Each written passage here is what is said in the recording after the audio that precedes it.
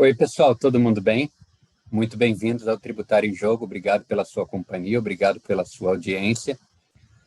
Queria conversar com vocês sobre um evento recente perante o Supremo Tribunal Federal, mas muito conectado com um conjunto de outros fatores relacionados à tributação de combustíveis.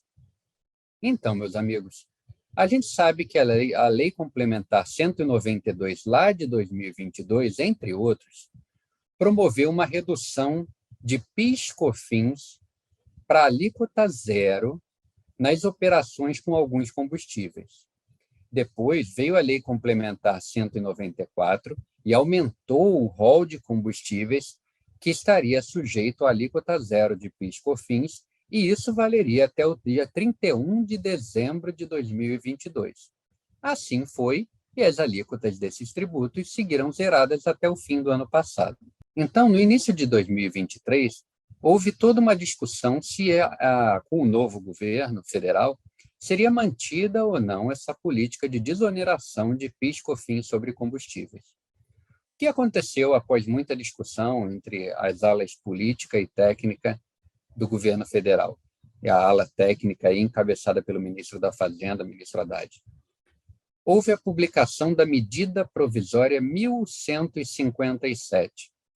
Essa medida provisória estendeu para alguns produtos, para alguns combustíveis, até o final de 2023, a alíquota zero de PIS e COFINS. Para outros, entre os quais a gente pode colocar a gasolina, o etanol e o QAV, houve uma extensão, mas apenas até 28 de fevereiro de 2023. Então, durante todo esse período, manteve-se a alíquota zero de PIS e COFINS sobre as operações com esses combustíveis. O que aconteceu? Agora, já chegando no final de fevereiro, novas discussões foram deflagradas e o governo federal decidiu, assim, fazer uma reoneração do combustível, mas não apenas de uma vez só. Ele subiu um pouco a alíquota de etanol e subiu de uma forma um pouco mais substancial a alíquota de PIS/COFINS para a gasolina. Dessa forma, se estabeleceu que até 30 de junho de 2023, essas seriam as alíquotas para os referidos produtos, tá certo? Ou seja, não é mais zero, mas são alíquotas menores do que aquelas padronizadas por lei. A MP 1163, que foi aquela por meio da qual houve essa reoneração parcial, ela foi publicada no dia 1º de março de 2023. E ela trouxe no seu artigo 7º algo relativamente novo. Eu vou ler para vocês. Artigo 7º da medida provisória 1163. Fica estabelecida, até 30 de junho de 2023, em 9,2%, a alíquota do imposto de exportação incidente sobre as exportações de óleos brutos de petróleo ou de minerais betuminosos, classificados no Código 2709 da NCM, Nomenclatura Comum do Mercosul. Então, o que acontece aqui?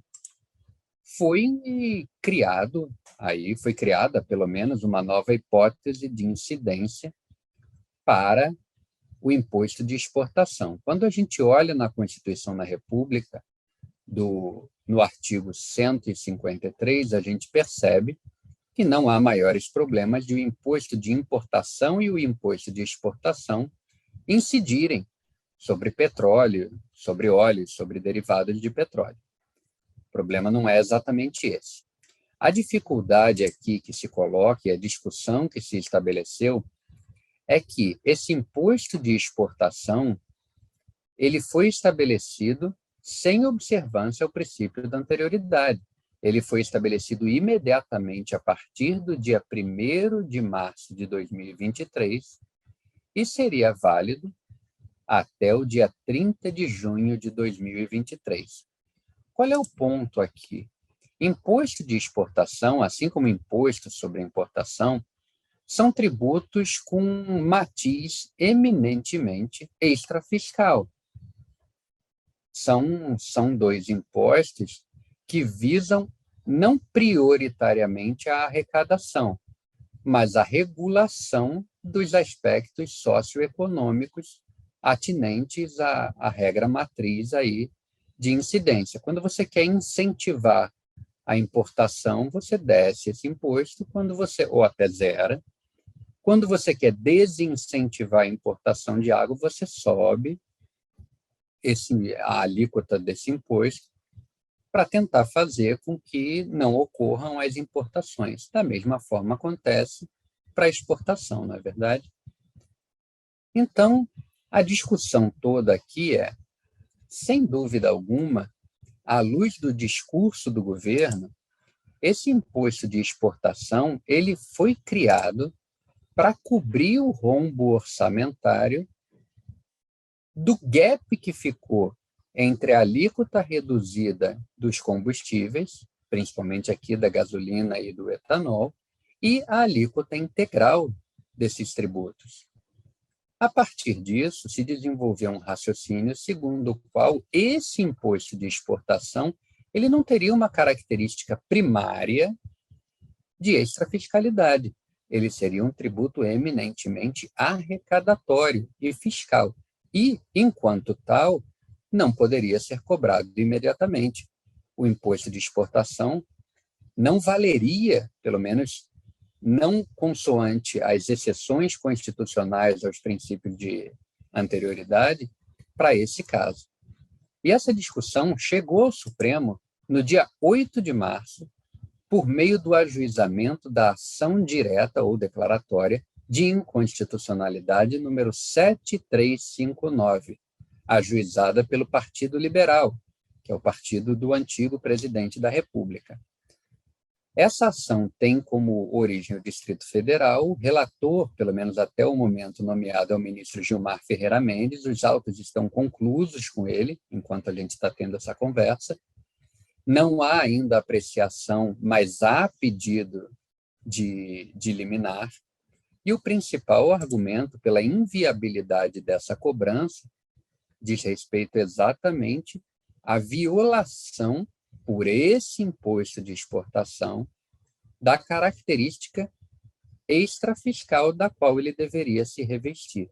A partir do momento que declaradamente e reconhecidamente pelo próprio Ministério da Fazenda, esse imposto foi estabelecido pelo artigo 7º da MP 1163 para cobrir um gap fiscal, para gerar receita, se o intuito primário é geração de receita, é inviável essa cobrança, pelo menos com os efeitos imediatos, tais quais pretendidos pela medida provisória.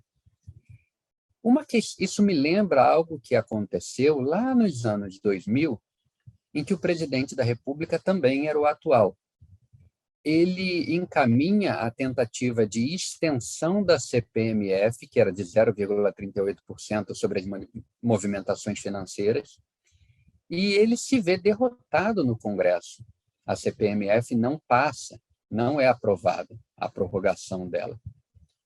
E aí o que ele faz? Ele, por decreto e com vigência e eficácia imediatas, baixa um decreto estabelecendo a cobrança de IOF exatamente em 0,38% da mesma sorte de movimentação financeira sobre a qual antes incidia a CPMF. Naquele tempo, foi levada à apreciação do Supremo uma discussão parecida com essa que a gente vai observar na ADI 7359, só que acabou não havendo julgamento de mérito porque houve sucessão de decretos e acabou perdendo o objeto.